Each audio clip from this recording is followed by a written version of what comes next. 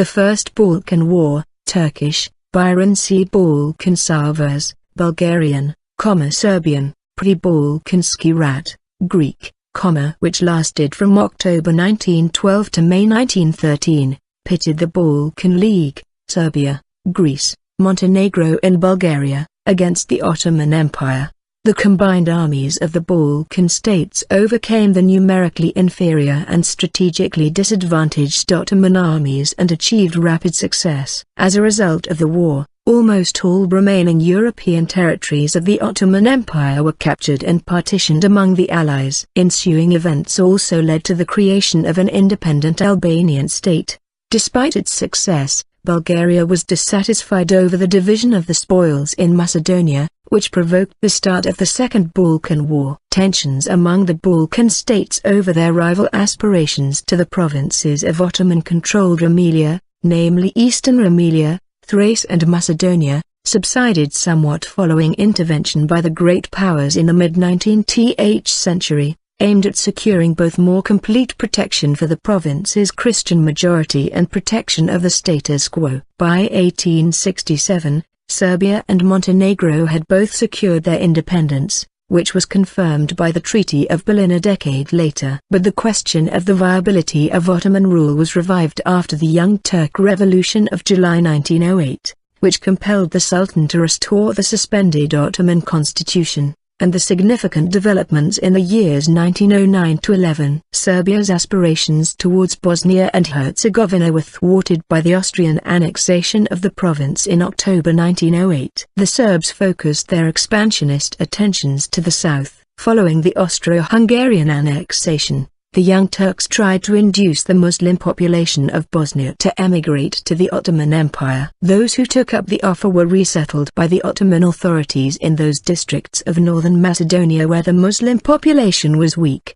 The experiment proved to be a catastrophe for the empire since the immigrants readily united with the existing population of Albanian Muslims. They participated in the series of Albanian uprisings before and during the spring of 1912. Some government troops who were ethnic Albanians switched sides, joining with the revolutionaries. In May 1912, after driving the Ottomans out of Skopje, the Albanian revolutionaries pressed south towards Manastir, present-day Bitola, forcing the Ottomans to grant effective autonomy over large regions in June 1912. Serbia, which had helped arm the Albanian rebels and sent secret agents to some of the prominent leaders, took the revolt as a pretext for war. Serbia, Montenegro, Greece, and Bulgaria had all been in talks about possible offensives against the Ottoman Empire before the Albanian revolt of 1912 broke out. A formal agreement between Serbia and Montenegro had been signed on 7 March. On the 18th of October 1912, Peter I of Serbia issued a declaration to the Serbian people, which appeared to support Albanians as well as Serbs. The Turkish governments showed no interest in their duties towards their citizens and turned a deaf ear to all complaints and suggestions. Things got so far out of hand that no one was satisfied with the situation in Turkey and Europe. It became unbearable for the Serbs, the Greeks and for the Albanians, too. By the grace of God, I have therefore ordered my brave army to join in the holy war to free our brethren and to ensure a better future. In Old Serbia, my army will meet not only upon Christian Serbs, but also upon Muslim Serbs, who are equally dear to us, and in addition to them, upon Christian and Muslim Albanians, with whom our people have shared joy and sorrow for 13 centuries now. To all them we bring freedom, brotherhood and equality. In a search for allies, Serbia was ready to negotiate a contract with Bulgaria. The agreement provided that, in the event of a victorious war against the Ottomans, Bulgaria would receive all of Macedonia south of the Kriva-Palanka-Ohrid line. Serbia's expansion was accepted by Bulgaria as being to the north of the Shah Mountains, that is Kosovo. The intervening area was agreed to be disputed. It would be arbitrated by the Tsar of Russia in the event of a successful war against the Ottoman Empire. During the course of the war, it became apparent that the Albanians did not consider Serbia as a liberator, as suggested by King Peter I, nor did the Serbian forces observe his declaration. After the successful coup d'état for unification with Eastern Rumelia, Bulgaria began to dream that its national unification would be realized. For that purpose, it developed a large army, which gave it a self-esteem as the Prussia of the Balkans. But it was clear that Bulgaria could not win a war alone against the Ottomans. In Greece, army officers had revolted in August 1909 and secured the appointment of a progressive government under Eleftherios Venizelos, which they hoped would resolve the Cretan issue in Greece's favor. They also wanted to reverse their defeat of 1897 at the hands of the Ottomans. An emergency military reorganization, led by a French military mission, had been started for that purpose, but its work was interrupted by the outbreak of war in the Balkans. In the discussions that led Greece to join the Balkan League, Bulgaria refused to commit to any agreement on the distribution of territorial gains. Unlike its deal with Serbia over Macedonia, Bulgaria's diplomatic policy was to push Serbia into an agreement limiting its access to Macedonia, while at the same time refusing any such agreement with Greece. Bulgaria believed that its army would be able to occupy the larger part of Aegean Macedonia and the important port city of Salonika, Thessaloniki, before the Greeks. In 1911, Italy had launched an invasion of Tripolitania, which was quickly followed by the occupation of the Dodecanese Islands.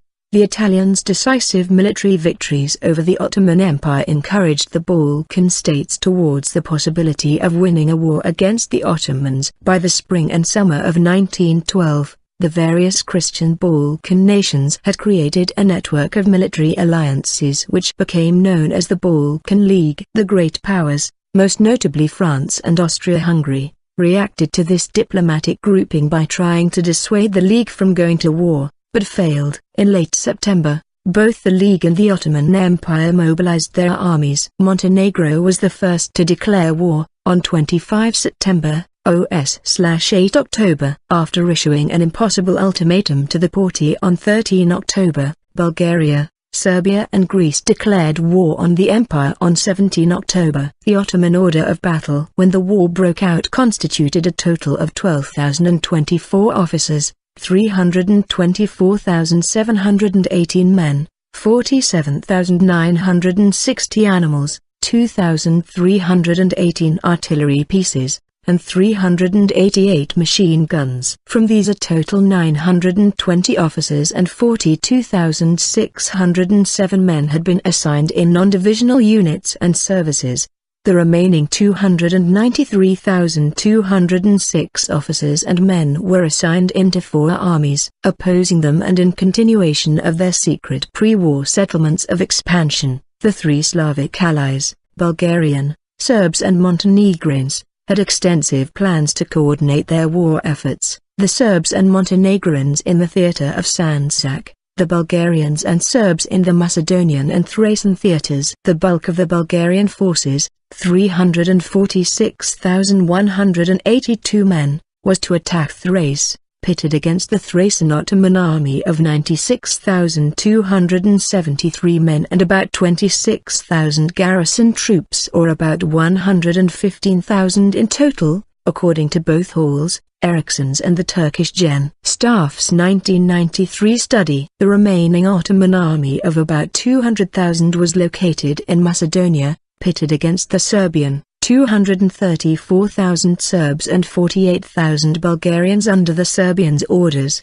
and Greek, 115,000 men, armies. It was divided into the Vardar and Macedonian Ottoman armies, with independent static guards around the fortress cities of Ioannina, against the Greeks in Epirus, and Shkoda, against the Montenegrins in North Albania. Bulgaria. Further information. Order of battle of the Bulgarian army in the First Balkan War, 1912. Bulgaria was militarily the most powerful of the 4 Balkan states, with a large, well-trained and well-equipped army. Bulgaria mobilized a total of 599,878 men out of a population of 4.3 million. The Bulgarian Field Army counted for 9 infantry divisions, 1 cavalry division and 1,116 artillery units. The commander-in-chief was Tsar Ferdinand, while the operating command was in the hands of his deputy, General Mikhail Savov. The Bulgarians also possessed a small navy of 6 torpedo boats,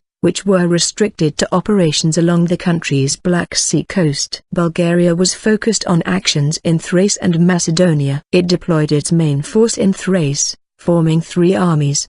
The First Army, 79,370 men, under General Vasil Kutinchev, with 3 infantry divisions, was deployed to the south of Yambol, with direction of operations along the Tunza River. The Second Army, 122,748 men, under General Nikola Ivanov, with 2 infantry divisions and 1 infantry brigade, was deployed west of the first and was assigned to capture the strong fortress of Adrianople, Edirne. According to the plans, the Third Army, 94,884 men, under General Radko Dimitrov, was deployed east of and behind the first, and was covered by the cavalry division hiding it from the Turkish view.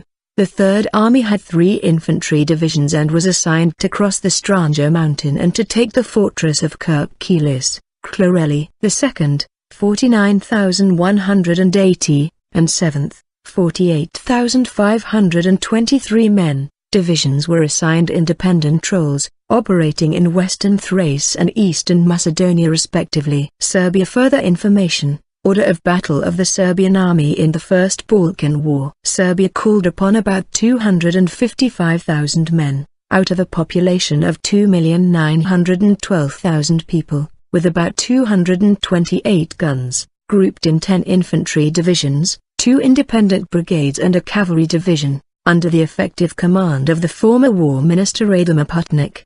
The Serbian High Command, in its pre-war war games, had concluded that the likeliest site of the decisive battle against the Ottoman Vardar army would be on the Ospol Plateau, before Skopje. Hence, the main forces were formed in 3 armies for the advance towards Skopje, while a division and an independent brigade were to cooperate with the Montenegrins in the Sanjak of Novi Pazar.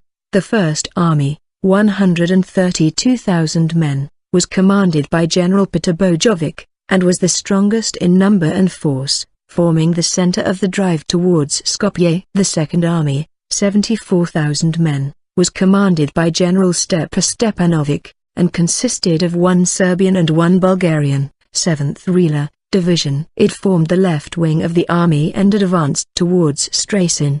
The inclusion of a Bulgarian division was according to a pre-war arrangement between Serbian and Bulgarian armies, but that division ceased to obey orders of Gen. Stepanovic as soon as the war began, followed only the orders of the Bulgarian High Command. The Third Army, 76,000 men, was commanded by General Bozidar Jankovic and, being the right-wing army, had the task to take Kosovo. It would then join the other armies in the expected battle at the Ospol. There were 2 other concentrations in northwestern Serbia across the Serbo-Austro-Hungarian borders: the Ibar Army, 25,000 men, under General Mihailo Zivkovic, and the Java Brigade, 12,000 men, under Lieutenant Colonel Milovo Andlikovic. Greece, at the time a state of 2,666,000 people, was considered the weakest of the 3 main allies, since it fielded the smallest army and had suffered a defeat against the Ottomans 16 years before in the Greco-Turkish War of 1897. A British consular dispatch from 1910 expresses the common perception of the Greek army's capabilities at the time: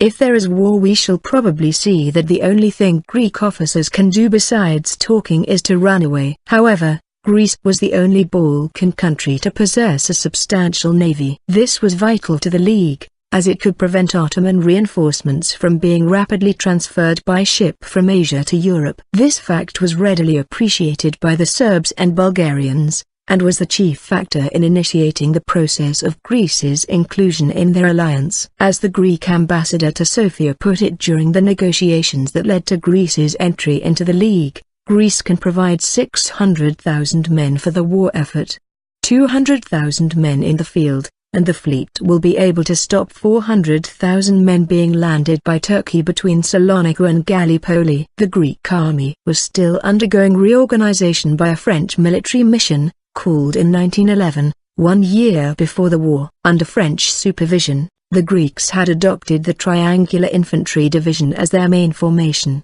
but more importantly, The overhaul of the mobilization system allowed the country to field and equip a far greater number of troops than it had in 1897. While foreign observers estimated Greece would mobilize a force of approximately 50,000 men, the Greek army fielded 125,000, with another 140,000 in the National Guard and reserves. Upon mobilization, as in 1897, this force was grouped in two field armies, reflecting the geographic division between the two operational theaters open to the Greeks, Thessaly and Epirus. The army of Thessaly, was placed under Crown Prince Constantine, with Lieutenant General Panagiotis Stanglis as his chief of staff. It fielded the bulk of the Greek forces, 7 infantry divisions, a cavalry regiment and 4 independent Evzones light mountain infantry battalions, roughly 100,000 men. It was expected to overcome the fortified Ottoman border positions and advance towards South and Central Macedonia, aiming to take Thessaloniki and Bitola.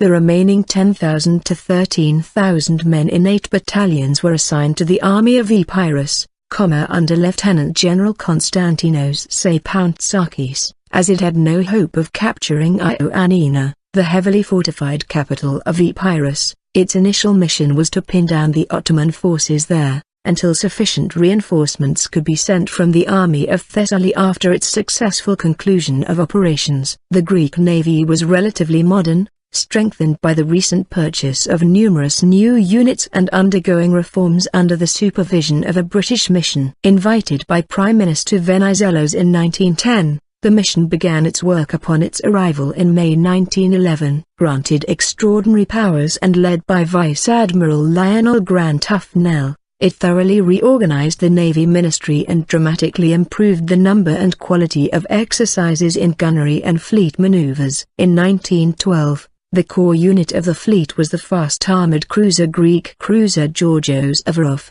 completed in 1910 and, at that time, the fastest and the most modern ship of the line in the combatant navies. It was complemented by 3 rather antiquated battleships of the Hydra class. There were also 8 destroyers built in 1906 to 1907, and 6 new destroyers that were hastily bought in summer 1912 as the imminence of war became apparent. Nevertheless, at the outbreak of the war, the Greek fleet was far from ready. The Ottoman battle fleet retained a clear advantage in number of ships, speed of the main surface units and, more importantly, in the number and caliber of the ship's guns. In addition, as the war caught the fleet in the middle of its expansion and reorganization, fully a third of the fleet, the 6 new destroyers and the submarine Delphin, only reached Greece after hostilities had started, forcing the Navy to reshuffle crews, who consequently suffered from lacking familiarization and training time. Coal stockpiles and other war stores were also in short supply,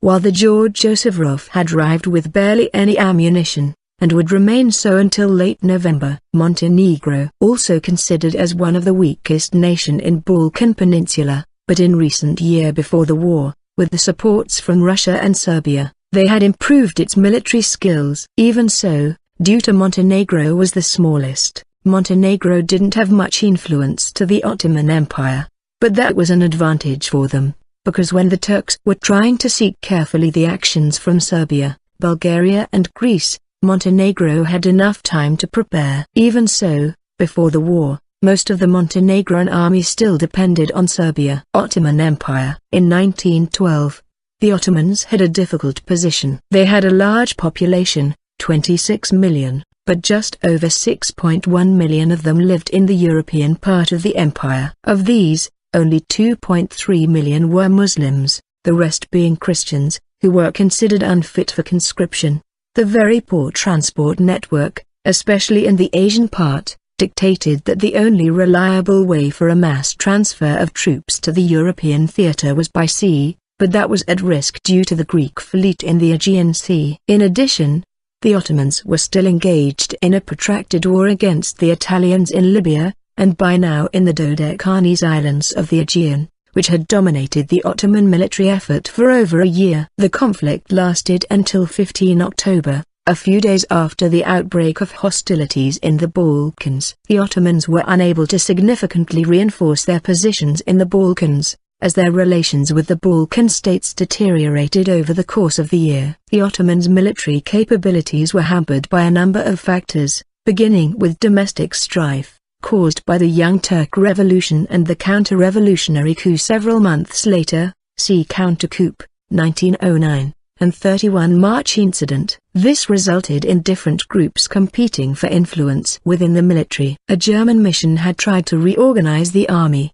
but its recommendations had not been completed. The Ottoman army was caught in the midst of reform and reorganization. In addition, several of the army's best battalions had been transferred to Yemen to face the ongoing rebellion there. In the summer of 1912, the Ottoman High Command made the disastrous decision to dismiss some 70,000 mobilized troops. The regular army, Nizam, was composed of well-equipped and trained active divisions, but the reserve units, Redif, that reinforced it were ill-equipped, especially in artillery, and badly trained. The Ottomans' strategic situation was difficult, as their borders were almost impossible to defend against a coordinated attack by the Balkan states. The Ottoman leadership decided to defend the entirety of their territory. As a result, the available forces, which could not be easily reinforced from Asia due to Greek control of the sea and the inadequacy of the Ottoman railway system, were dispersed too thinly across the region. They failed to stand up to the rapidly mobilized Balkan armies. The Ottomans had three armies in Europe: the Macedonian, Vardar and Thracian armies, with 1,203 pieces of mobile and 1,115 fixed artillery on fortified areas. The Ottoman High Command repeated its error of previous wars in neglecting the established command structure and creating new superior commands, the Eastern Army and Western Army, reflecting the division of the operational theatre between the Thracian, against the Bulgarians, and Macedonian, against Greeks, Serbs and Montenegrins, fronts. The Western Army fielded at least 200,000 men while the Eastern Army fielded 115,000 men against the Bulgarian army. The Eastern Army was commanded by Natsim Pasha and numbered 7 corps of 11 regular infantry, 13 Redif and 1 plus cavalry divisions, I Corps with 3 divisions, 2nd Infantry, minus regiment, 3rd Infantry and 1st Provisional Divisions, 2 Corps with 3 divisions, 4th, minus regiment, and 5th Infantry and Uzak Redif divisions, 3 Corps with 4 divisions, 7th, 8th and 9th Infantry divisions, all minus a regiment, and the Afunkara Hisar Redif division, 4 Corps with 3 divisions, 12th Infantry division, minus regiment, Izmit and Bursa Redif divisions, 17 Corps with 3 divisions, Samsun, Irli and Izmir Redif divisions, Edirne fortified area with 6 plus divisions, 10th and 11th Infantry, Edirne, Babaeski and Gumulsine Redif and the Fortress division, 4th Rifle and 12th Cavalry regiments, Kuli detachment with 2 plus divisions, Kuli Redif, Kuli Mustets division and 36th Infantry Regiment, an independent cavalry division and the 5th Light Cavalry Brigade. The Western Army, Macedonian and Vardar Army, was composed of 10 corps with 32 infantry and 2 cavalry divisions. Against Serbia, the Ottomans deployed the Vardar Army, HQ in Skopje under Haile Plizeki Pasha, with 5 corps of 18 infantry divisions, 1 cavalry division and 2 independent cavalry brigades under the V Corps with 4 divisions, 13th, 15th, 16th Infantry and the Istip Redif divisions V Corps with 4 divisions, 17th, 18th Infantry and the Manastra and Dram Redif divisions 7 Corps with 3 division, 19th Infantry and Uskap and Pristin Redif divisions 2 Corps with 3 divisions, Usak, Denizli and Izmir Redif divisions Sanzak Corps with 4 divisions, 20th Infantry, minus regiment, 60th Infantry, Metrovisa Redif division, Taslika Redif regiment, Furzovic and Taslika detachments an independent cavalry division and the 7th and 8th Cavalry Brigades. The Macedonian Army, HQ in Thessaloniki under Ali Rza Pasha,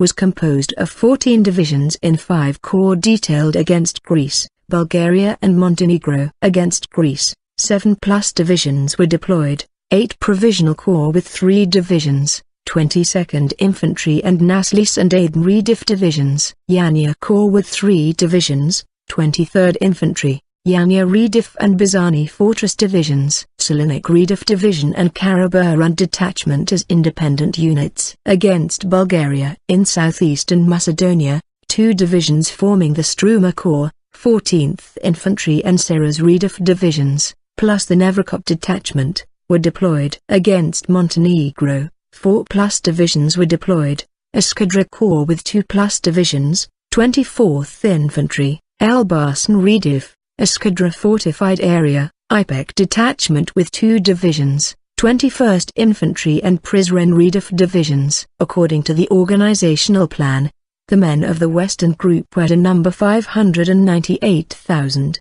But slow mobilization and the poor railroad efficiency reduced drastically the available men. According to the Western Army staff, when war began, they had only 200,000 men available. Although during the next period more men reached the units, due to the war casualties, the Western Group never came near its nominal strength. In time of war, the Ottomans had planned to bring more troops in from Syria. Both Nizami and Redif Greek naval supremacy prevented those reinforcements from arriving. Instead, those soldiers had to deploy via the land route, and most never made it to the Balkans. The Ottoman General Staff, assisted by the German military mission, developed 12 war plans, designed to counter various combinations of opponents. Work on Plan No. 5, which was against a combination of Bulgaria, Greece, Serbia and Montenegro, was very advanced, and had been sent to the army staffs for them to develop local plans. The Ottoman fleet had performed abysmally in the Greco-Turkish War of 1897,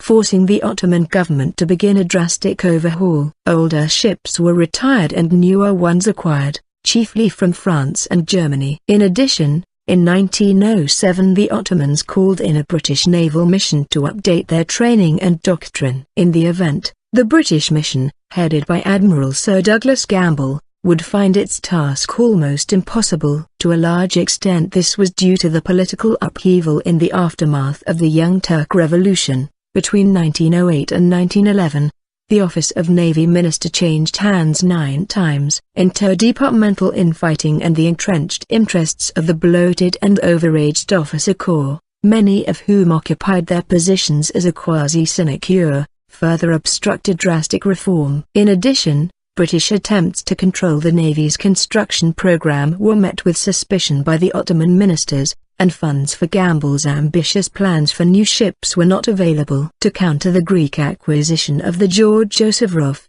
the Ottomans initially tried to buy the new German armored cruiser SMS Blucher or the battle cruiser SMS Moltke. Not able to afford the ship's high cost, the Ottomans acquired 2 old Brandenburg-class dreadnought battleships, which became Barbaros Hayreddin and Turgut Reis, along with the cruisers Hamidiyye and Mesidiyye. These 2 ships were to form the relatively modern core of the Ottoman battle fleet. By the summer of 1912, however, they were already in poor condition due to chronic neglect. The rangefinders and ammunition hoists had been removed, the telephones were not working, the pumps were corroded, and most of the watertight doors could no longer be closed. Montenegro started the First Balkan War by declaring war against the Ottomans on 8 October, OS 25 September, 1912. The western region of the Balkans, including Albania, Kosovo, and Macedonia, was less important to the resolution of the war and the survival of the Ottoman Empire than the Thracian theatre, where the Bulgarians fought major battles against the Ottoman forces. But although their geography dictated that Thrace would be the major battlefield in a war with the Ottoman Empire, the position of the Ottoman army there was jeopardized by erroneous intelligence estimates of their opponent's order of battle. Unaware of the secret pre-war political and military settlement over Macedonia between Bulgaria and Serbia, the Ottoman leadership assigned the bulk of their forces there. The German ambassador Hans Baron von Wangenheim, one of the most influential people in the Ottoman capital, had reported to Berlin on 21 October that the Ottoman forces believed that the bulk of the Bulgarian army would be deployed in Macedonia with the Serbs. Subsequently, the Ottoman HQ under Abdullah Pasha expected to meet only 3 Bulgarian infantry divisions, accompanied by cavalry, east of Adrianople. According to E.J. Eriksson, this assumption possibly resulted from their analysis of the objectives of the Balkan Pact, but it had deadly consequences for the Ottoman army in Thrace, which would have to defend the area against the bulk of the Bulgarian army against impossible odds. This misappraisal was also the reason of the catastrophic aggressive Ottoman strategy at the start of the campaign in Thrace. In the Thracian front, the Bulgarian army had placed 346,182 men against the Ottoman First Army with 105,000 men in eastern Thrace and the Kirkli detachment of 24,000 men in western Thrace. The Bulgarian forces were divided into the 1st, Lieutenant General Vasil Kutenchev,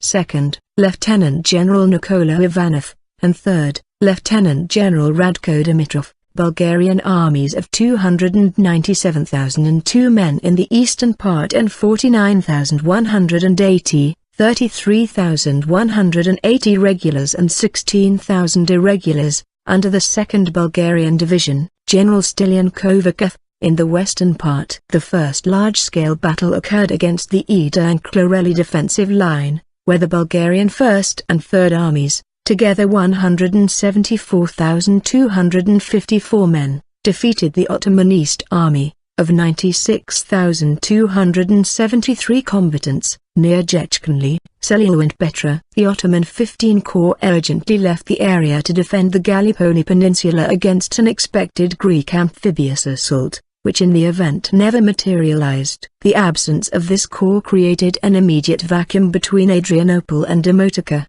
and the 11th Infantry Division from the Eastern Army's 4 Corps was moved there to replace it. Thus one complete army corps was removed from the Eastern Army's order of battle. As a consequence of the insufficient intelligence on the invading forces, the Ottoman offensive plan failed completely in the face of Bulgarian superiority, forcing Kulman Abdullah Pasha to abandon Kirkilis, which was taken without resistance by the Bulgarian Third Army. The fortress of Adrianople, with some 61,250 men, was isolated and besieged by the Bulgarian Second Army, although for the time being no assault was possible due to the lack of siege equipment in the Bulgarian infantry. Another consequence of the Greek naval supremacy in Aegean was that the Ottoman forces did not receive the reinforcements projected in the war plans, consisting of a further corps to be transferred by sea from Syria and Palestine. Thus the Greek navy played a crucial albeit indirect role in the Thracian campaign,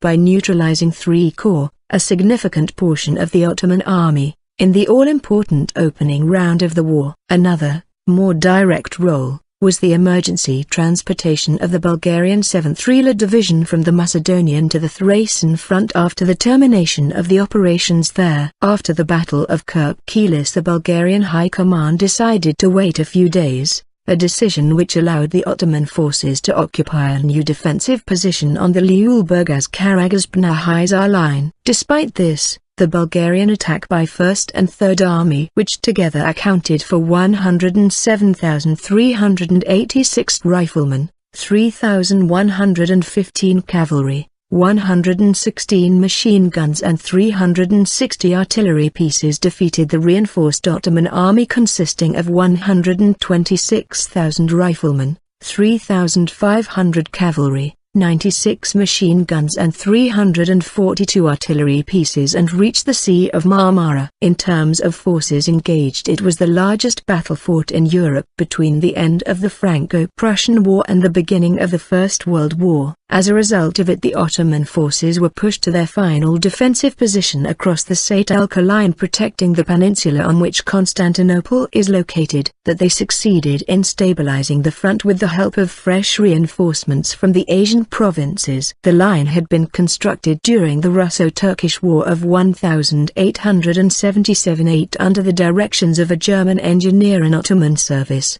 von Blum Pasha, but was considered obsolete by 1912. Meanwhile, the forces of the Bulgarian 2nd Thracian Division, 49,180 men divided into the Haskovo and Rhodope detachments, advanced toward the Aegean Sea. The Ottoman Kirkli detachment, Kirkli Redif and Kirkli Mustafa's divisions and 36th Regiment with 24,000 men, tasked with defending a 400 km front across the Thessaloniki-Alexandroupoli Railroad, failed to offer serious resistance, and on 26 November their commander Yeva Pasha was captured together with 10,131 officers and men by Macedonian Adrianopolitan Volunteer Corps. After the occupation of Thessaloniki by the Greek army, his surrender completed the isolation of the Ottoman forces in Macedonia from those in Thrace. On 17 November, OS 4 November, 1912, the offensive against the Satelka line began.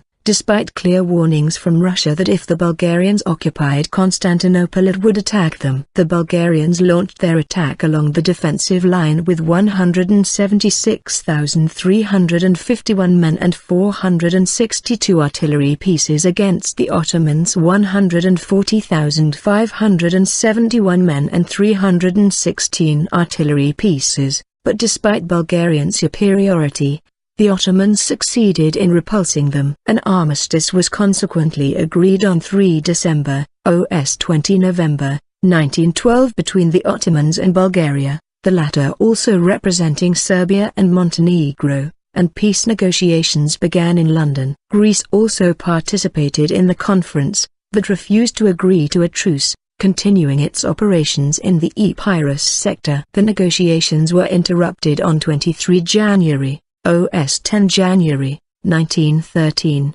when a young Turk coup d'état in Constantinople under Enver Pasha overthrew the government of Kamil Pasha. Upon expiration of the armistice, on 3 February, OS 21 January, 1913, hostilities recommenced. On 20 February Ottoman forces began their attack, both in Satelka and south, at Gallipoli.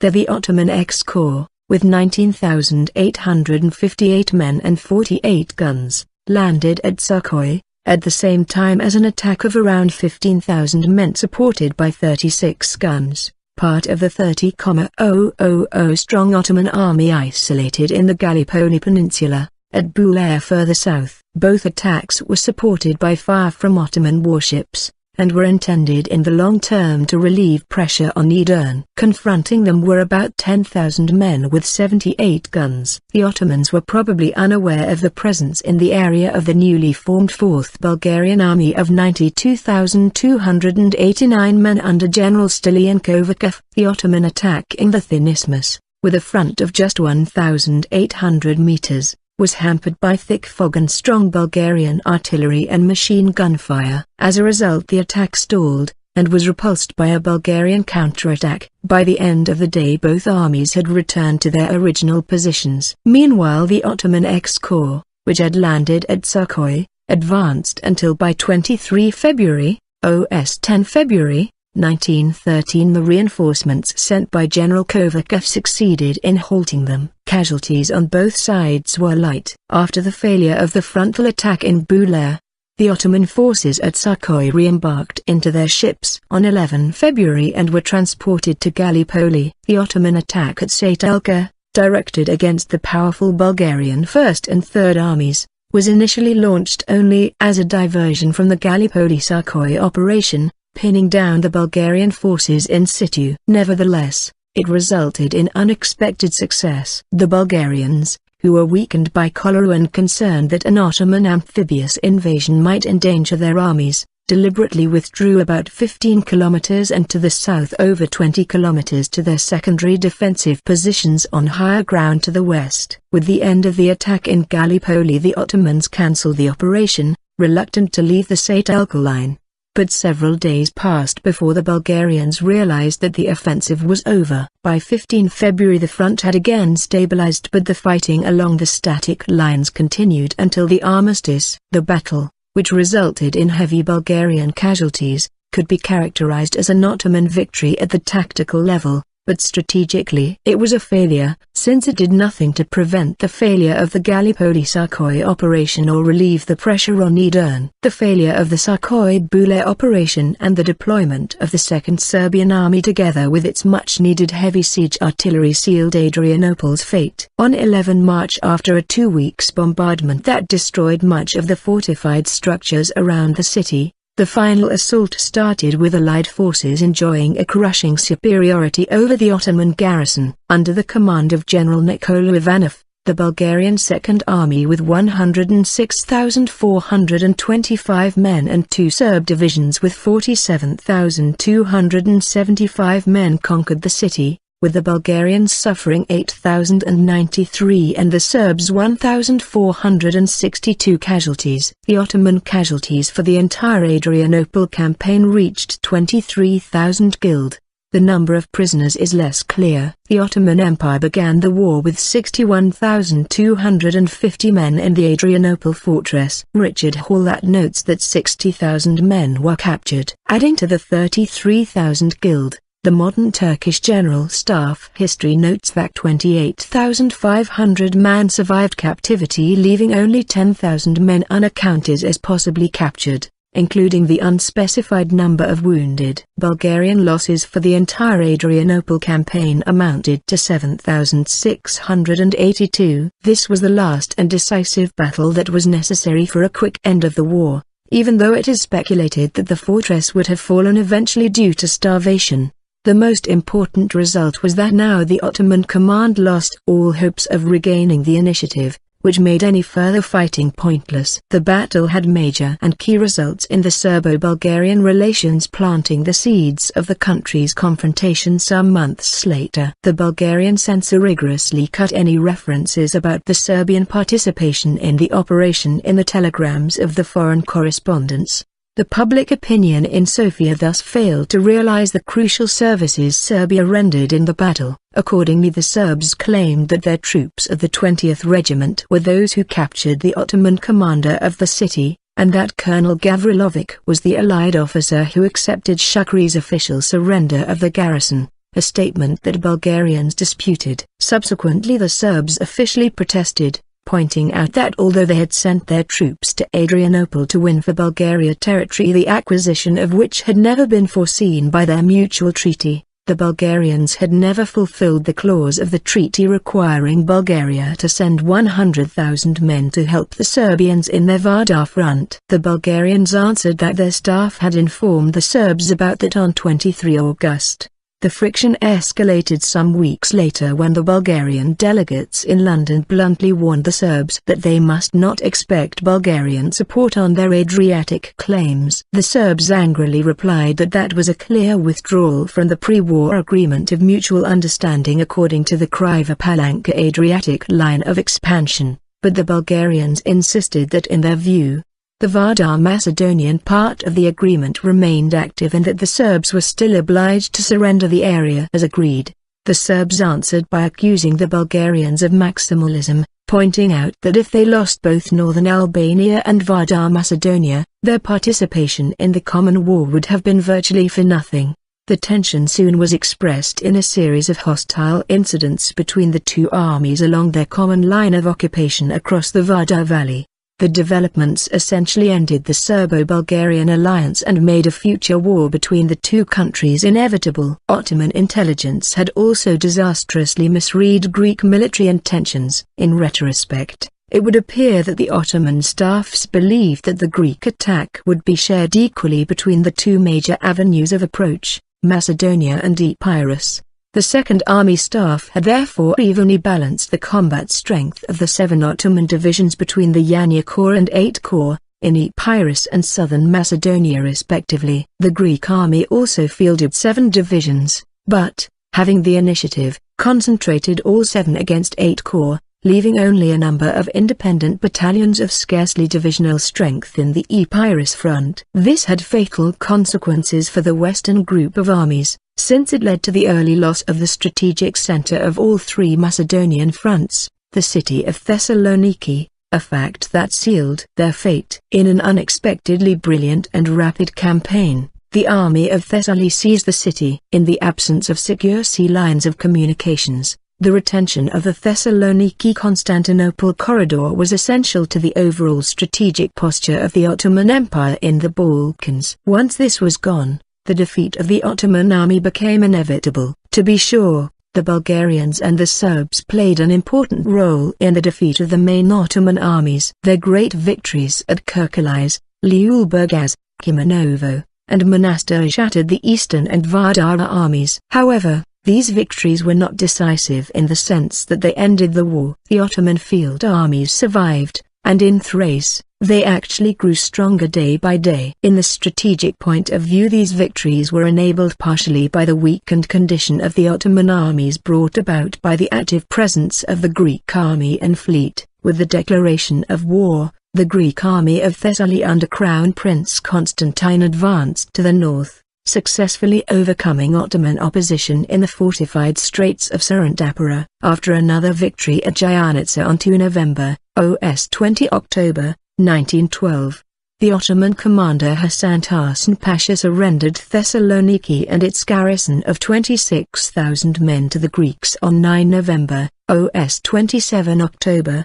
1912. 2 corps HQs, Ustruma, and 2 Nizamai divisions, 14th and 22nd, and 4 Edif divisions, Salonika, Drama, Naslik and Seras, were thus lost to the Ottoman order of battle. Additionally, the Ottoman forces lost 70 artillery pieces, 30 machine guns and 70,000 rifles. Thessaloniki was the central arms depot for the Western armies. The Ottoman forces estimated that 15,000 officers and men had been killed during the campaign in South Macedonia, bringing total losses up to 41,000 soldiers. Another direct consequence was that the destruction of the Macedonian army sealed the fate of the Ottoman Vardar army, which was fighting the Serbs to the north. The fall of Thessaloniki left it strategically isolated, without logistical supply and depth to maneuver, ensuring its destruction. Upon learning of the outcome of the Battle of Yenid, the Bulgarian High Command urgently dispatched their 7th Rila Division from the north in the direction of the city. The division arrived there a week later, the day after its surrender to the Greeks. Until 10 November, the Greek-occupied zone had been expanded to the line from Lake Dorgeron to the Pankaian Hills west to Kavla. In Western Macedonia, however, the lack of coordination between the Greek and Serbian HQs cost the Greeks a setback in the Battle of Vevi on 15 November, OS 2 November, 1912, when the Greek 5th Infantry Division crossed its way with the Ottoman Corps, a part of the Vardar army consisting of the 16th, 17th and 18th Nizamai divisions, retreating to Albania following the Battle of Prilep against the Serbs. The Greek division, surprised by the presence of the Ottoman Corps, isolated from the rest of Greek army and outnumbered by the now counter-attacking Ottomans centered on Bitola, was forced to retreat. As a result, the Serbs beat the Greeks to Bitola. Epirus Front. In the Epirus Front, the Greek army was initially heavily outnumbered, but due to the passive attitude of the Ottomans succeeded in conquering Preveza, the 21st of October 1912, and pushing north to the direction of Ioannina. On 5 November, Major Spiros Spiromilios led a revolt in the coastal area of Himar and expelled the Ottoman garrison without facing significant resistance, while on 20 November Greek troops from Western Macedonia entered Kos. However, Greek forces in the Epirot front had not the numbers to initiate an offensive against the German-designed defensive positions of Pisani that protected the city of Ioannina, and therefore had to wait for reinforcements from the Macedonian front. After the campaign in Macedonia was over, a large part of the army was redeployed to Epirus, where Crown Prince Constantine himself assumed command. In the Battle of Pisani, the Ottoman positions were breached and Ioannina taken on 6 March, OS 22 February, 1913. During the siege, on the 8th of February 1913, the Russian pilot N. Dasakov, flying for the Greeks, became the first pilot ever shot down in combat, when his biplane was hit by ground fire following a bomb run on the walls of Fort Pisani. He came down near small town of Preveza, on the coast north of the Ionian island of Lefkas, secured local Greek assistance, repaired his plane and resumed flight back to base. The fall of Ioannina allowed the Greek army to continue its advance into northern Epirus, the southern part of modern Albania, which it occupied. There its advance stopped, although the Serbian line of control was very close to the north. On the outbreak of hostilities on 18 October, the Greek fleet, placed under the newly promoted Rear Admiral Pavlos Kounteriatis, sailed for the island of Lemnos, occupying it 3 days later, although fighting continued on the island until 27 October, and establishing an anchorage at Maudros Bay. This move was of major strategic importance, as it provided the Greeks with a forward base in close distance to the Dardanelles Straits, the Ottoman fleet's main anchorage and refuge.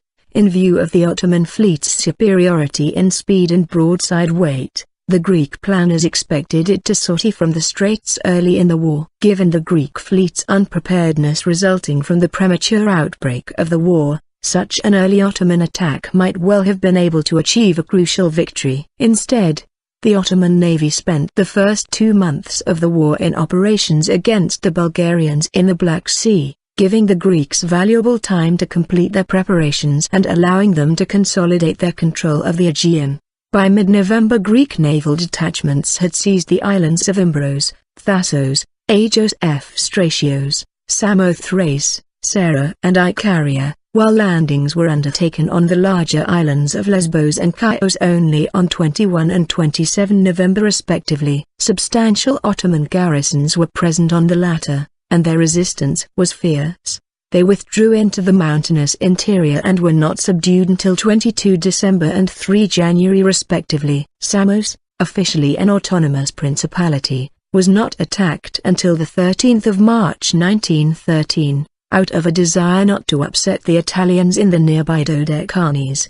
The clashes there were short-lived as the Ottoman forces withdrew to the Anatolian mainland, so that the island was securely in Greek hands by 16 March. At the same time, with the aid of numerous merchant ships converted to auxiliary cruisers, a loose naval blockade on the Ottoman coasts from the Dardanelles to Suez was instituted, which disrupted the Ottomans' flow of supplies. Only the Black Sea routes to Romania remained open, and left some 250,000 Ottoman troops immobilized in Asia. In the Ionian Sea, the Greek fleet operated without opposition, ferrying supplies for the army units in the Epirus front. Furthermore, the Greeks bombarded and then blockaded the port of Vlora in Albania on 3 December, and thus on 27 February. A naval blockade extending from the pre-war Greek border to Vlora was also instituted on 3 December, isolating the newly established provisional government of Albania based there from any outside support. Lieutenant Nikolaos Voutsis scored a major success for Greek morale on 31 October. He sailed his torpedo boat number 11,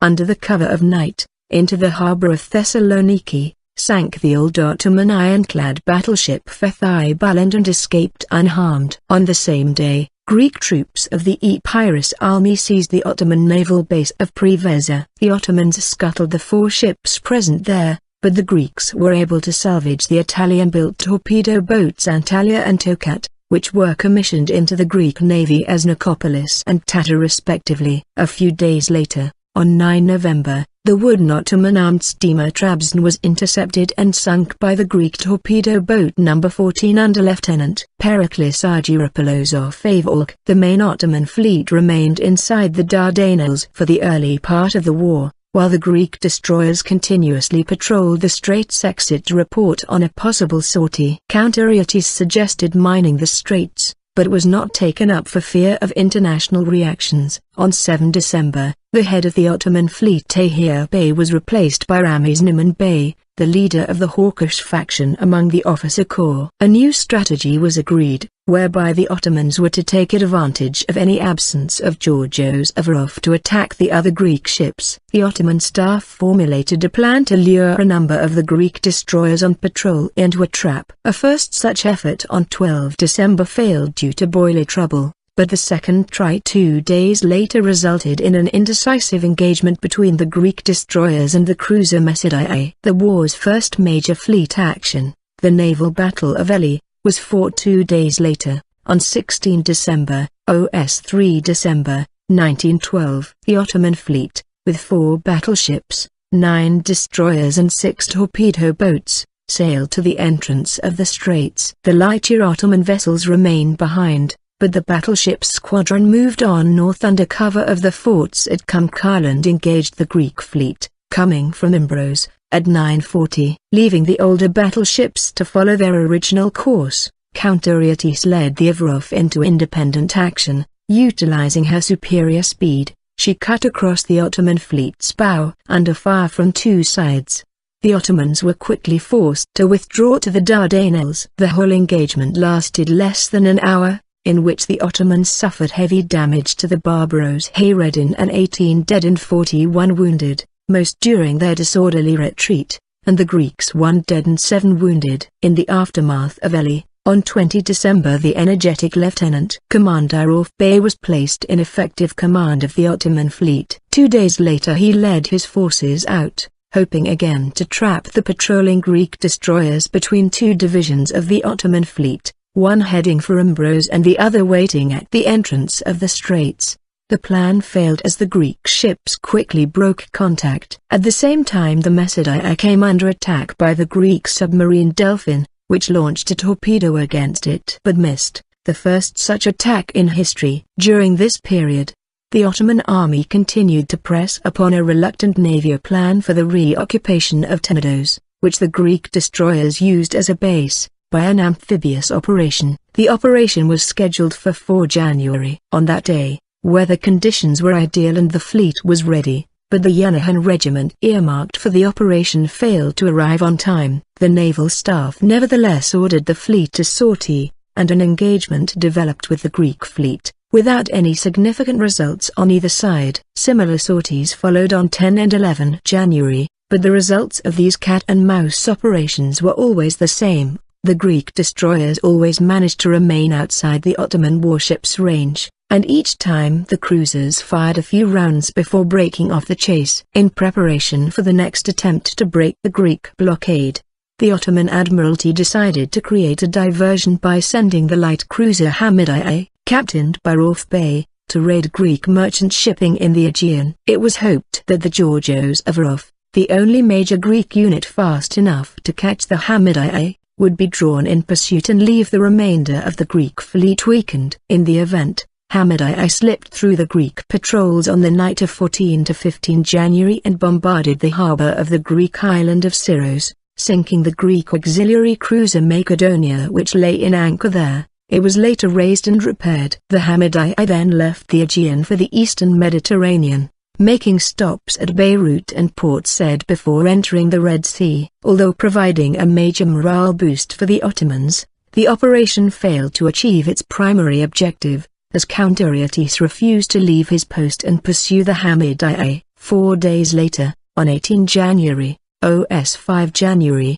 1913, when the Ottoman fleet again sallied from the straits towards Lemnos, it was defeated for a second time in the naval battle of Lemnos. This time, the Ottoman warships concentrated their fire on the Avarov, which again made use of its superior speed and tried to cross the T of the Ottoman fleet. Barbaros Hayreddin was again heavily damaged, and the Ottoman fleet was forced to return to the shelter of the Dardanelles and their forts. The Ottomans suffered 41 killed and 101 wounded. It was the last attempt of the Ottoman navy to leave the Dardanelles, thereby leaving the Greeks dominant in the Aegean. On 5 February, OS 24 January, 1913, a Greek Falcon MF.7, piloted by Lieutenant Moutazis and with Ensign Moratinis as an observer, carried out an aerial reconnaissance of the Ottoman fleet in its anchorage at Nagara, and launched 4 bombs on the anchored ships. Although it scored no hits, this operation is regarded as the first naval air operation in military history. General Ivanov, commander of the 2nd Bulgarian Army, acknowledged the role of the Greek fleet in the overall Balkan League victory by stating that the activity of the entire Greek fleet and above all the Avarov was the chief factor in the general success of the Allies. The Serbian forces operated against major part of Ottoman Western Army which were located in the areas of Novi Pazar, Kosovo and northern and eastern Macedonia. Strategically the Serbian forces were divided into 4 independent armies and groups: Java Brigade and Ibar Army against Ottoman forces in the area of Novi Pazar, 3rd Army against Ottoman forces in the areas of Kosovo and Metohija, 1st Army against Ottoman forces in the area of northern Macedonia and 2nd Army, operating from the Bulgarian territory, against Ottoman forces in the area of eastern Macedonia. The decisive battle was expected to be fought in the area of northern Macedonia, more specifically in the plains of Ovspol. where the main forces of Ottoman Vardar army were expected to concentrate. According to the plan of the Serbian Supreme Command, 3 Serbian armies, 1st, 2nd and 3rd, were supposed to encircle and destroy the Vardar army in that area, with 1st Army advancing from the north, direction Varanj-Kumanovo-Ovspol, 2nd Army advancing from the east, direction Kriva-Palanka-Kratovo-Ovspol, and 3rd Army advancing from the northwest, direction Pristina-Skopje-Ovspol. In the execution of this plan, the main role was given to the 1st Army, while 2nd Army was expected to cut off the Vardar army's retreat route, and if necessary attack its rear and right flank. The main goal of 3rd Army was to take Kosovo and Metohija, and if necessary give assistance to the 1st Army by attacking the Vardar army's left flank and rear. Ibar Army and the Java Brigade had a minor role in the Serbian plan. They were expected to secure Sanjak of Novi Pazar and replace 3rd Army in Kosovo after advancing farther south.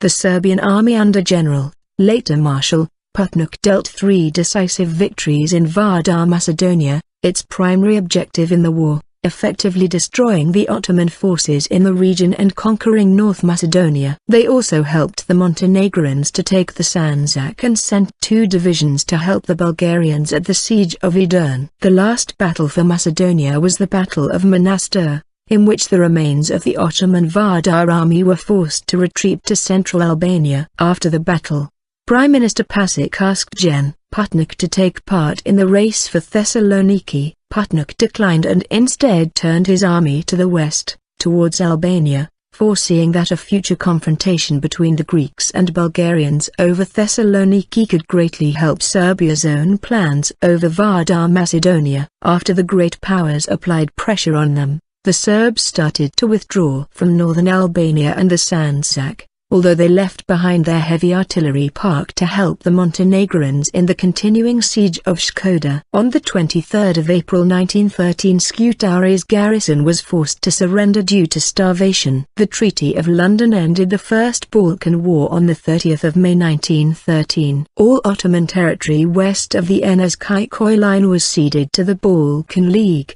according to the status quo at the time of the armistice.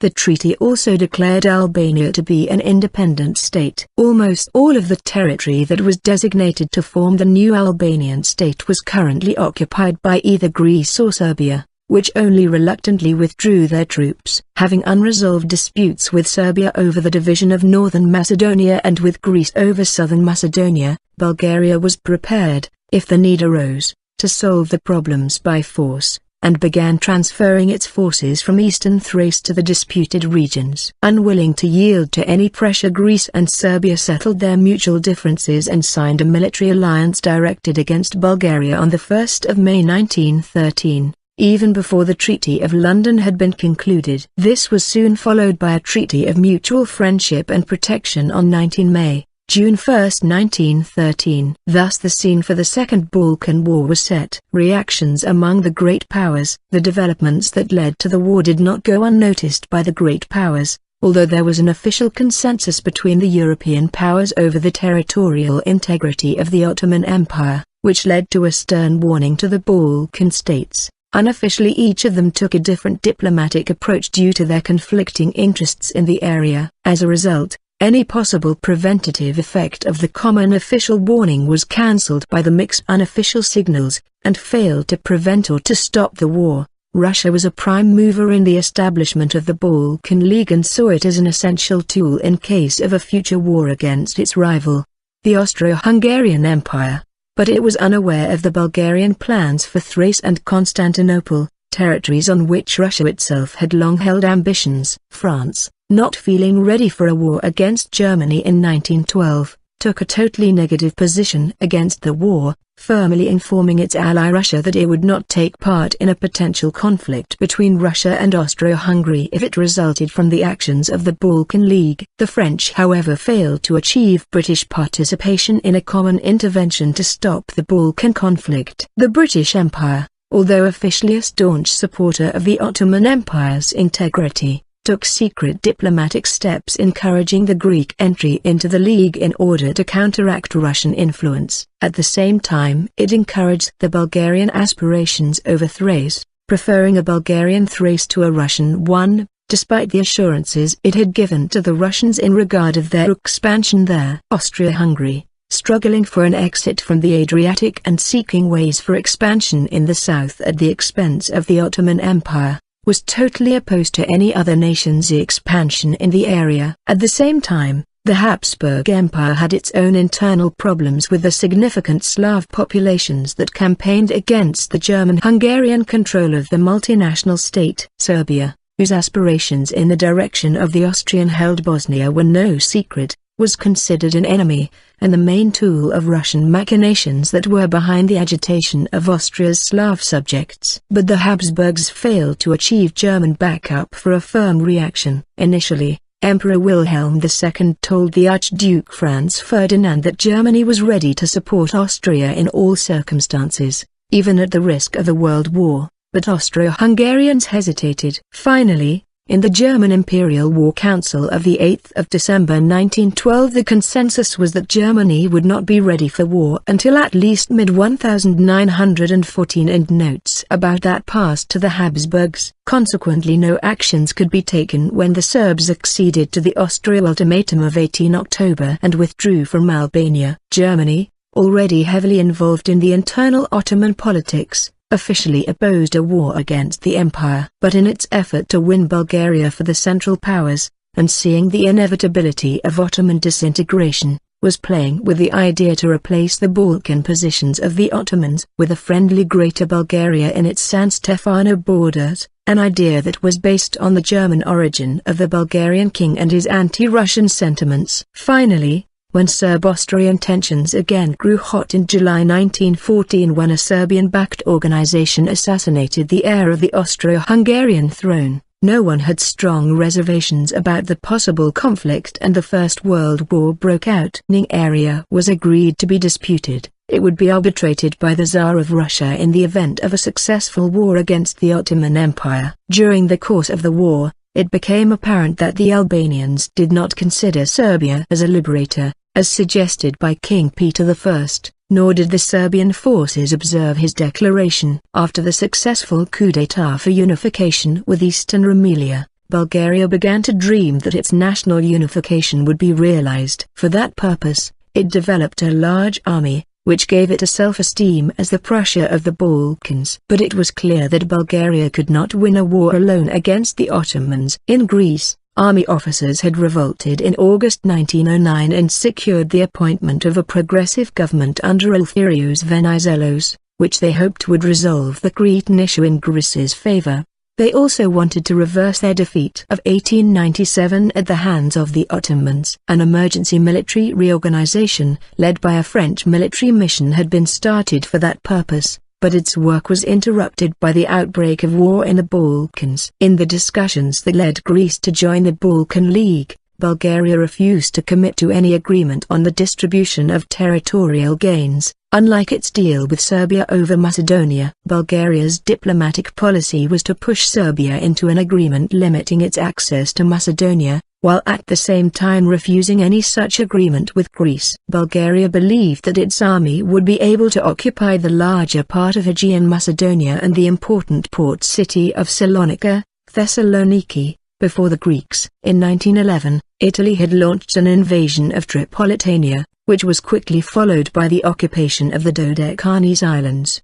The Italians' decisive military victories over the Ottoman Empire encouraged the Balkan states towards the possibility of winning a war against the Ottomans. By the spring and summer of 1912, the various Christian Balkan nations had created a network of military alliances which became known as the Balkan League. The great powers, most notably France and Austria-Hungary, reacted to this diplomatic grouping by trying to sting population of Albanian Muslims. They participated in the series of Albanian uprisings before and during the spring of 1912. Some government troops who were ethnic Albanians switched sides, joining with the revolutionaries. In May 1912, after driving the Ottomans out of Skopje, the Albanian revolutionaries pressed south towards Manastir, present-day Bitola, forcing the Ottomans to grant effective autonomy over large regions. In June 1912, Serbia, which had helped arm the Albanian rebels and sent secret agents to some of the prominent leaders, took the revolt as a pretext for war. Serbia,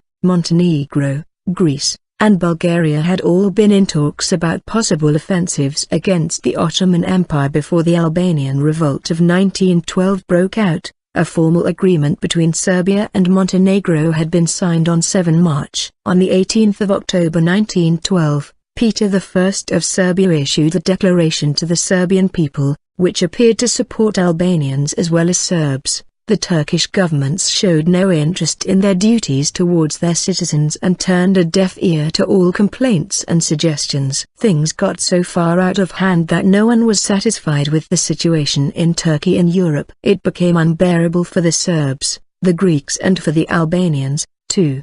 By the grace of God, I have therefore ordered my brave army to join in the holy war to free our brethren and to ensure a better future. In Old Serbia, my army will meet not only upon Christian Serbs, but also upon Muslim Serbs, who are equally dear to us, and in addition to them, upon Christian and Muslim Albanians, with whom our people have shared joy and sorrow for 13 centuries now. To all them we bring freedom, brotherhood and equality. In a search for allies, Serbia was ready to negotiate a contract with Bulgaria. The agreement provided that, in the event of a victorious war against the Ottomans, Bulgaria would receive all of Macedonia south of the Kriva-Palanka-Ohrid line. Serbia's expansion was accepted by Bulgaria as being to the north of the Shah Mountains, that is Kosovo.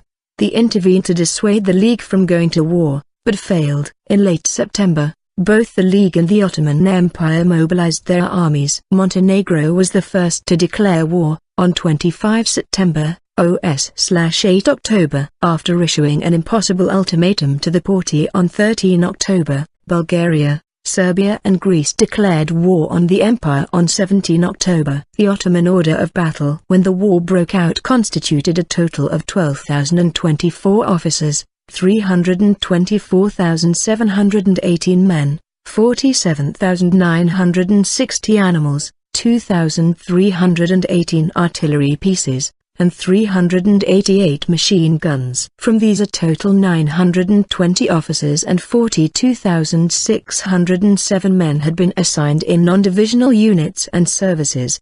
The remaining 293,206 officers and men were assigned into 4 armies, opposing them and in continuation of their secret pre-war settlements of expansion. The 3 Slavic allies, Bulgarian, Serbs and Montenegrins, had extensive plans to coordinate their war efforts. The Serbs and Montenegrins in the theatre of Sandžak, the Bulgarians and Serbs in the Macedonian and Thracian theatres. The bulk of the Bulgarian forces, 346,182 men, was to attack Thrace, pitted against the Thracian Ottoman army of 96,273 men and about 26,000 garrison troops, or about 115,000 in total, according to both Hall's, Ericsson's and the Turkish Gen. Staff's 1993 study. The remaining Ottoman army of about 200,000 was located in Macedonia, pitted against the Serbian, 234,000 Serbs and 48,000 Bulgarians under the Serbians' orders,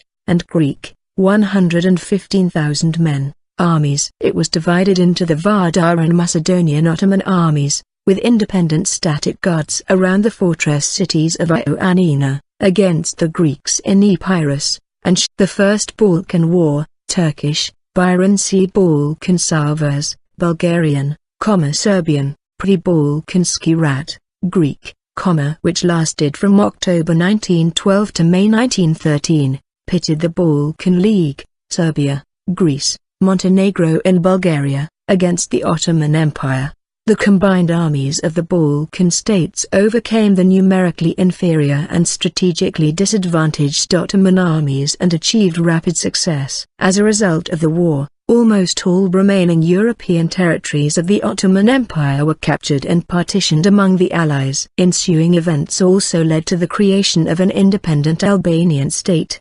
Despite its success, Bulgaria was dissatisfied over the division of the spoils in Macedonia, which provoked the start of the Second Balkan War. Tensions among the Balkan states over their rival aspirations to the provinces of Ottoman-controlled Rumelia, namely Eastern Rumelia, Thrace and Macedonia, subsided somewhat following intervention by the great powers in the mid-19th century, aimed at securing both more complete protection for the province's Christian majority and protection of the status quo. By 1867, Serbia and Montenegro had both secured their independence, which was confirmed by the Treaty of Berlin a decade later. But the question of the viability of Ottoman rule was revived after the Young Turk Revolution of July 1908, which compelled the Sultan to restore the suspended Ottoman constitution, and the significant developments in the years 1909 to 11. Serbia's aspirations towards Bosnia and Herzegovina were thwarted by the Austrian annexation of the province in October 1908. The Serbs focused their expansionist attentions to the south. Following the Austro-Hungarian annexation,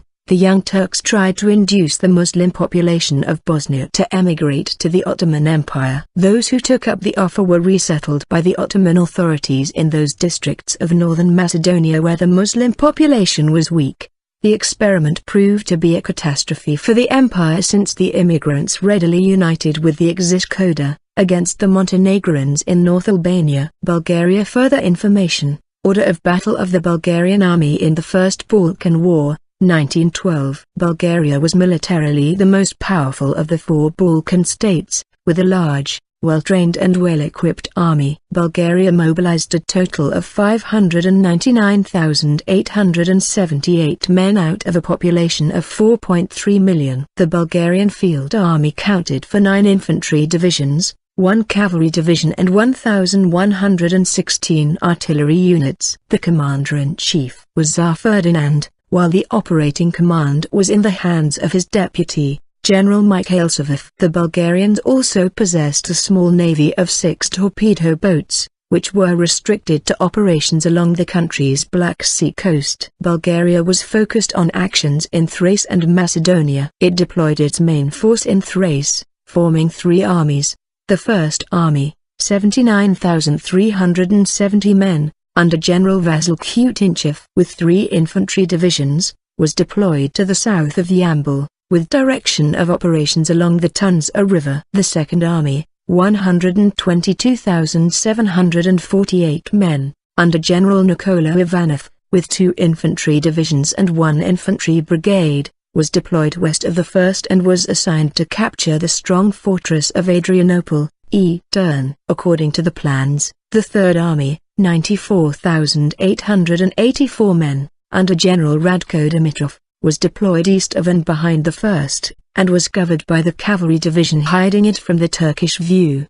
The Third Army had 3 infantry divisions and was assigned to cross the Stranja mountain and to take the fortress of Kirkkilis, Chloreli. The Second, 49,180, and 7th, 48,523 men, divisions were assigned independent roles, operating in Western Thrace and Eastern Macedonia respectively. Serbia. Further information. Order of battle of the Serbian army in the First Balkan War.